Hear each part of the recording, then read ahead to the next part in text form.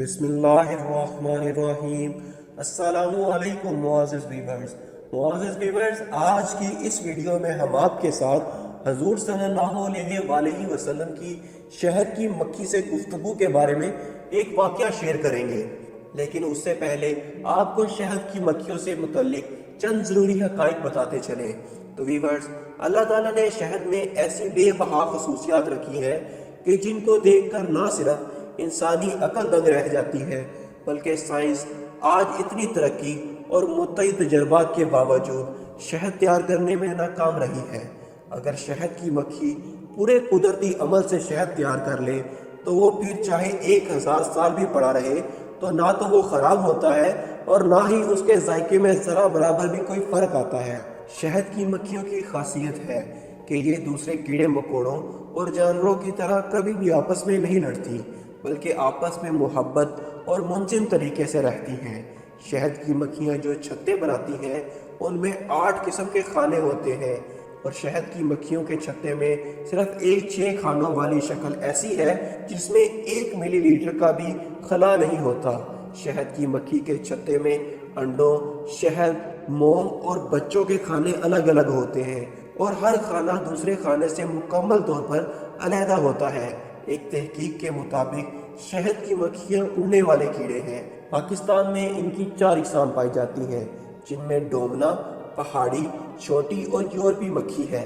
شہد کے ایک چھوٹے چائے کے چمچ میں 5000 پھولوں کا رس شامل ہوتا ہے، جبکہ ایک بڑے چمچ میں 2 لاکھ پھولوں کا رس شامل ہوتا ہے۔ شہد کی مکھی آدھا کلو شہد بنانے کے لیے 35 لاکھ اڑانیں بڑھتی ہے اور 50,000 کلومیٹر کا سفر طے کرتی ہے۔ شہد کی مکھیاں بہت ہی منظم طریقے سے ایک معاشرے کی طرح رہتی ہیں اور اپنی ملکہ کے تابع ہوتی ہیں۔ شہد کی ملکہ مکھی روزانہ 15,000 انڈے جبکہ ایک سیزن میں 25 لاکھ انڈے دیتی ہے۔ شہد مادہ مکھیاں بناتی ہیں، جس کے لیے تقریباً 30,000 کی فوج مقرر ہوتی ہے۔ مکھیوں کی ایک جماعت آس پاس اور دور دراز کے علاقوں میں شہد کے ذرائع دیکھ کر آتی ہیں۔ شہد کے ذرائع دیکھ کر آنے والی مکھیاں مخصوص حرکات کے ذریعے سے ساتھی مکھیوں کو راستہ بتاتی ہیں کہ کس سمت میں کتنا سفر کرنا ہے۔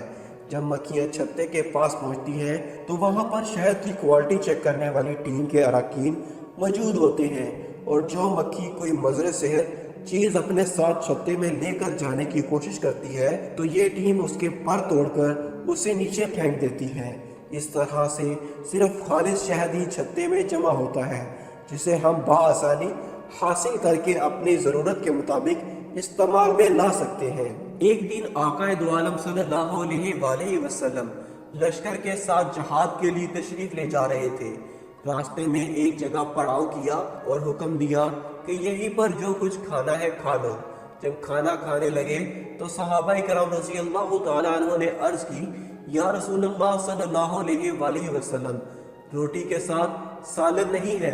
پھر صحابہ رضی اللہ تعالیٰ عنہ نے دیکھا کہ ایک شہد کی مکھی ہے اور بڑے زور زور سے بن بناتی ہے۔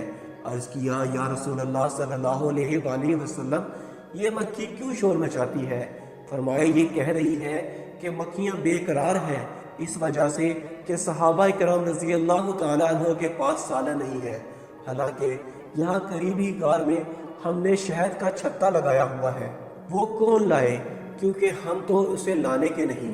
پھر فرمایا، علی رضی اللہ تعالیٰ عنہ، اس مکھی کے پیچھے پیچھے جاؤ اور شہد لے آؤ۔ چنانچہ حضرت علی رضی اللہ تعالیٰ عنہ نے ایسا ہی کیا اور ایک پیالہ پکڑ کر اس کے پیچھے ہو لیے، اور وہ مکھی آگے آگے اس غار میں پہنچ گئی، اور آپ رضی اللہ تعالیٰ عنہ نے وہاں جا کر شہد نچوڑ لیا اور دربار رسالت صلی اللہ علیہ وسلم میں حاضر ہو گئے۔ سرکار دو عالم صلی اللہ علیہ وسلم نے وہ شہد تقسیم فرما دیا۔ جب صحابہ کرام کھانا کھانے لگے تو وہ مکھی پھر آ گئی اور پھر بنانا شروع کر دیا۔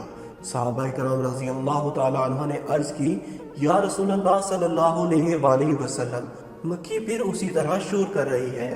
تو فرمایا، میں نے اس سے ایک سوال کیا ہے اور یہ اس کا جواب دے رہی ہے۔ میں نے اس سے پوچھا ہے کہ تمہاری خوراک کیا ہے؟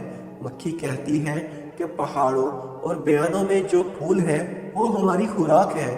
میں نے پوچھا، پھول تو کڑوے بھی ہوتے ہیں، پھیکے بھی، بدمزہ بھی ہوتے ہیں، تو تیرے منہ میں جا کر نہایت شیریں اور صاف شہد کیسے بن جاتا ہے؟